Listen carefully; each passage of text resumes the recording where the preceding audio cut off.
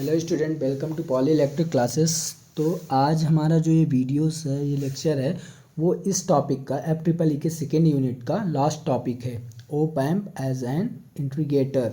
तो इसके पहले अपन ने ओप एम्प को एक डिफ्रेंशिएटर की तरह भी पढ़े थे और ओप एम्प को एक एडर की तरह से भी पढ़े थे और ओप एम्प को सब्सट्रैक्टर की तरह भी पढ़ चुके हैं, है ना। मतलब एडर मतलब ऐसा ओप एम्प जो इनपुट को सारे आउटपुट में जोड़ देता है, तो उसको एडर बोलते हैं। और डिफरेंशिएटर मतलब जो इनपुट है उसका डिफरेंशिएशन हो जाता है अवकलन किसमें, आउटपुट में, तो उसको आउटपुट बोलते हैं। और आज ये जो लास्ट टॉपिक है वो है इंटीग्रेटर। तो इसमें क्या होगा कि जो ओप एम्प का इनपुट है वो जब आउटपुट ओप एम्प का होगा तो उसमें इंटीग्रेट हो जाएगा इनपुट, तो उसको बोलते हैं op amp as an integrator. तो देखिए ओप एम्प इंटीग्रेटर की तरह काम कैसे करता है कि ऐसा परिपथ, ऐसा सर्किट जिसमें आउटपुट वोल्टेज इनपुट वोल्टेज का समाकलन हो, आउटपुट वोल्टेज क्या हो, इनपुट वोल्टेज का समाकलन प्राप्त होता है, इंटीग्रेटर या इंटीग्रेशन एम्पलीफायर कहलाता है ना। तो इंटीग्रेटर परिपथ जो सर्किट होता है वो बेसिक इन्वर्टिंग एम्पलीफायर से बनाते हैं। अपन ने पहले फर्स्ट सेकेंड लेक्चर पे अपन ने देख चुका है बेसिक इन्वर्टिंग एम्पलीफायर। तो इस किससे बनाते हैं integrator circuit, basic inverting amplifier से, है ना। तो यदि बेसिक इन्वर्टिंग एम्पलीफायर में जो फीडबैक रेजिस्टेंस होता है उसको अगर हम कैपेसिटर से रिप्लेस कर दें, कैपेसिटर से, तो क्या बन जाता है, इंटीग्रेटर सर्किट बन जाता है या उसकी तरह काम करने लगता है ना। तो इंटीग्रेटर सर्किट इनपुट के वर्गाकार तरंग को आउटपुट के त्रिभुजाकार तरंग में बदल देती है। मतलब क्या करती है कि अगर तुम इंटीग्रेटर में अगर इनपुट दिए हो वर्गाकार तरंग को, इनपुट दिए हो कोई वर्गाकार तरंग ऐसे, तो ये क्या करेगा, आउटपुट में इसको एक त्रिभुजाकार तरंग में बदल देगा, ऐसे, है ना, ऐसे बदल देता है। ठीक है, ये कैसे बदलता है अपन ने अभी पढ़ा है ना कि जो भी इनपुट देते हैं, जो भी इसमें इंटीग्रेटर में इनपुट देते हैं, तो जो हमें आउटपुट प्राप्त होता है ना, तो वो इनपुट का क्या होता है, इनपुट का इंटीग्रेशन होता है। इसीलिए देखिए अगर इसका इंटीग्रेशन करेंगे ना तो हमें ये त्रिभुजाकार तरंग ही प्राप्त होगी, इसी को बोलते हैं इंटीग्रेटर। तो इसका देखिए डायग्राम कैसे होता है, इस सर्किट कैसे बनता है इसका इंटीग्रेटर का। तो ये हुआ इंटीग्रेटर का सर्किट और इस पे दो इनपुट, तो ये हुआ पहला इनपुट और ये हुआ सेकेंड इनपुट जो कि ग्राउंडेड है ना, और ये हुआ आउटपुट। तो देखिए क्या होता है कि अगर इन्वर्टिंग एम्पलीफायर से बना है तो यहाँ माइनस और यहाँ प्लस, इन्वर्टिंग एम्पलीफायर में क्या होता है कि इसका जो पॉजिटिव टर्मिनल होता है वो ग्राउंडेड होता है, तो इसे इन्वर्टिंग एम्पलीफायर कहते हैं, है ना। और निगेटिव टर्मिनल में इनपुट दिया जाता है, तो अपन यहाँ भी इनपुट दे दिए वोल्टेज का। ठीक है, इसका रेजिस्टेंस हो गया R1। और देखिए यहाँ से एक फीडबैक रेजिस्टेंस जोड़ देते हैं। फीडबैक क्या होता है, ऐसा कनेक्शन जो इनपुट को आउटपुट से जोड़ता है जिससे आउटपुट का कुछ भाग इनपुट में चला जाता है, ये देखिए। ठीक है, तो इससे ये है कि हमें पहले इसमें वर्चुअल ग्राउंड का कॉन्सेप्ट लगाना पड़ेगा। अभी अगर इसको अपन ने ग्राउंडेड कर दिया है तो ग्राउंड का वोल्टेज कितना होता है, V=0, है ना। तो वर्चुअल ग्राउंड का कॉन्सेप्ट लगाइए, वर्चुअल ग्राउंड के कॉन्सेप्ट से, वर्चुअल ग्राउंड के कॉन्सेप्ट से क्या है वर्चुअल ग्राउंड का कॉन्सेप्ट, यदि तुम्हारा ये प्लस वाला टर्मिनल अगर एक वोल्टेज तुम्हारा जितना है वही सेम वोल्टेज यहाँ भी आना चाहिए, इसी को अपन वर्चुअल ग्राउंड कॉन्सेप्ट कहते हैं। मतलब दोनों टर्मिनल का वोल्टेज समान होना चाहिए। तो यहाँ का 0 है तो ये भी 0 हो जाएगा। ठीक है, तो अगर ये ए टर्मिनल है, ये बी टर्मिनल है, तो VA=VB होना चाहिए। तो VA=VB बराबर 0 आ गया वर्चुअल ग्राउंड के कॉन्सेप्ट से। ठीक है, तो देखिए जो अपना इस इनपुट से करंट है, तो अगर ये 0 वोल्ट है तो ये कुछ ना कुछ वोल्टेज है यहाँ, तो करंट हमेशा high voltage to low voltage flow करता है, तो करंट यहाँ का ऐसे जाएगा, तो इसको I1 बोल दीजिए। अब देखिए ये इनपुट में करंट तो कोई जाता नहीं, क्यों नहीं जाता, पहले ही बता चुका हूँ कि ये इनपुट का जो इम्पीडेंस है इनफाइनाइट होता है, जिससे यहाँ कोई करंट पास ही नहीं हो पाता, इनपुट में कोई करंट जाता ही नहीं, है ना। तो यहाँ 0 हो जाएगा करंट। तो जितनी करंट यहाँ से आएगी वो यहाँ से फीडबैक से चली जाएगी आउटपुट की ओर।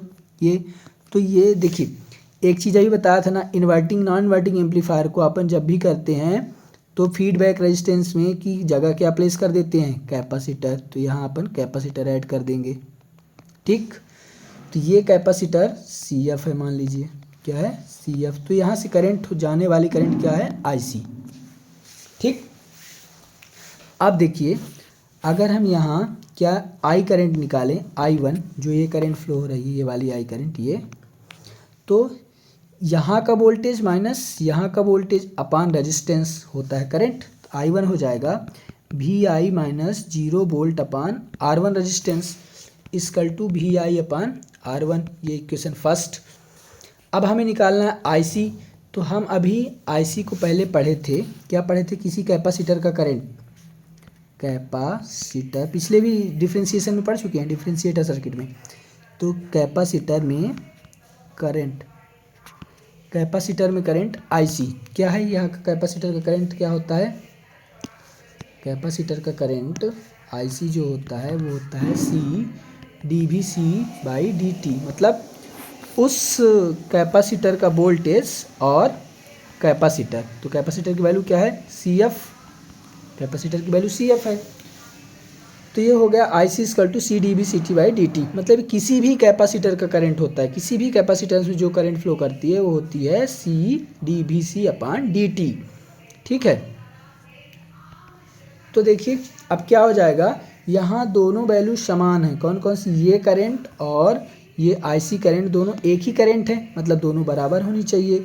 तो I one equal to I F I C के बराबर है।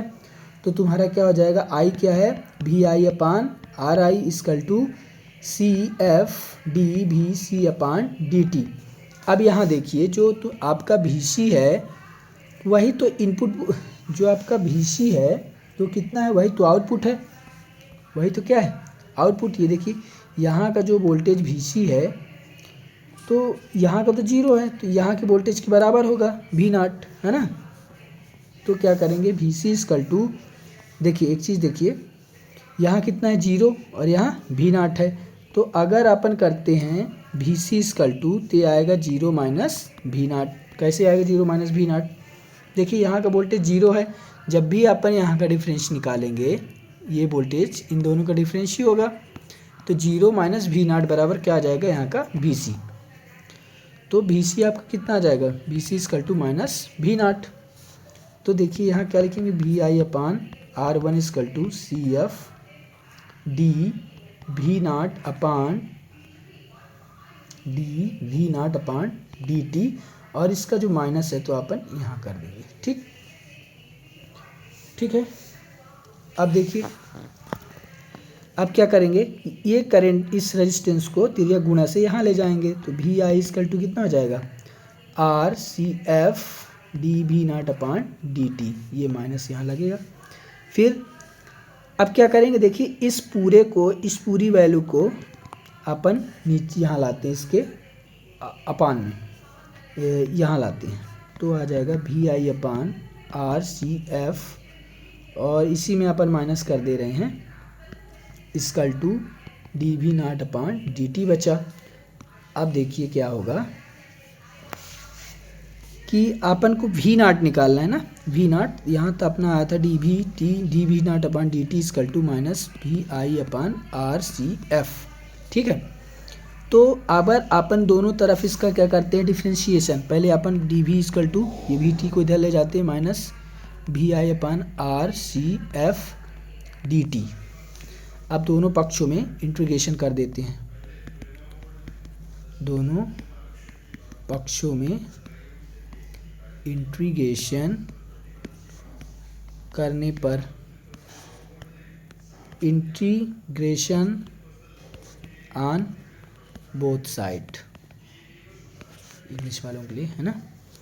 तो क्या हो जाएगा, देखिए integration of D V naught equal to, integration किसका, minus V I upon R C F का इंटू डी टी। तो देखिए इसका इंटीग्रेशन क्या आ जाएगा, वी नॉट। और देखिए जिसको इंटीग्रेशन आता है तो अच्छी बात है, नहीं आता तो उनको याद रखना पड़ेगा, क्योंकि इसमें 10th वाले बच्चे भी पढ़ते हैं, है ना। तो याद रख ले, जिनको आता है बहुत अच्छी बात। इसमें आ जाएगा देखिए -1/RCF कांस्टेंट बाहर आ जाएगा और इंटीग्रेशन किसका हो जाएगा, इनपुट का। ठीक, बस अपना इतना सा रिजल्ट है इसका और इसको याद रखना है, इसको याद रखना। ठीक, बस इतना ही है इंटीग्रेशन। तो ये टॉपिक ख़त्म हो गया है कंप्लीट। तो इसको आप एक बार अच्छे से पूरे लेक्चर देख के रिवाइज कर लीजिए, क्योंकि इसमें से 2 क्वेश्चन आने हैं, है ना। तो बहुत ही अच्छा चैप्टर है, शायद पहले नहीं था आपके सिलेबस में, इस बार जुड़ा है, तो पक्का इससे क्वेश्चन आएंगे। तो आप क्लियरली ये देखिए इसको और सीखिए और बिल्कुल इसको याद करिए, क्योंकि ये आने ही वाला है एग्जाम में। ठीक है, ओके, थैंक यू।